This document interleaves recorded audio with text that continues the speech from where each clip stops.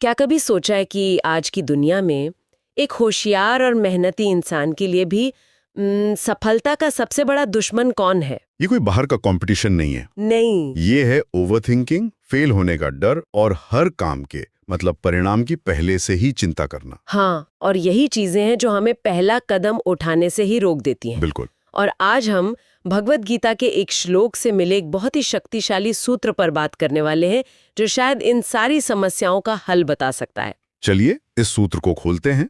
ये श्लोक है, तस्माद्यस्य महाबाहो नित्यम कर्म समाचर असक्तो ह्याचरन् कर्म परमाप्नोति पुरुषः। इसका सीधा सा मतलब है अपना काम करो और फल से या परिणाम से मत जुड़ो। हाँ, पर इसमें गहरा मतलब भी है।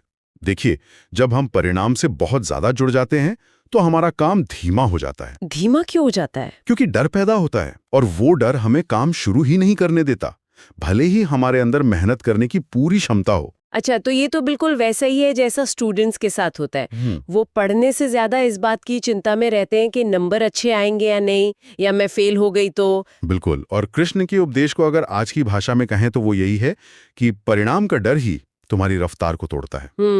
जैसे ही आपका ध्यान सीखने की प्रक्रिया से हटकर एक अनिश्चित मतलब फ्यूचर के परिणाम पर जाता है तो चिंता बढ़ती है और काम रुक जाता है। हाँ, काम रुक जाता है। और ये सिर्फ पढ़ाई की बात नहीं है, जिम और फिटनेस में भी तो यही होता है ना। जी हाँ। कोई 3 दिन जिम जाता है, चौथे दिन आईने में देखता है और कुछ नहीं दिखता और सारा मोटिवेशन हवा हो जाता है। ये तो मतलब मेरे साथ कई बार हुआ है। अरे ये बहुत ही आम बात है, हम सब तुरंत परिणाम चाहते हैं। हाँ। लेकिन कृष्ण की शिक्षा यहाँ पर यह है कि परिणाम धीमा होगा पर तुम काम तेजी से करते रहो। जब आपका ध्यान कसरत करने की प्रक्रिया पर होता है, न कि आईने में दिखने वाले बदलाव पर, तो आप उस काम को ज्यादा एंजॉय करते हैं और फिर उसे लगातार कर पाते हैं। बिल्कुल, निरंतरता अपने आप आ जाती है। ये सोच तो करियर में गेम चेंजर हो सकती है।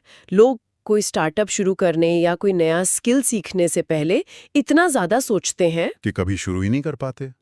और कृष्ण का नियम यहाँ एकदम साफ है, बिना उम्मीद के काम, तेज विकास। मतलब एक्शन विदाउट एक्सपेक्टेशन। हाँ। मतलब जब आप इस चिंता में नहीं होते कि इसका नतीजा क्या होगा, तो आप ज्यादा प्रयोग करते हैं, ज्यादा सीखते हैं।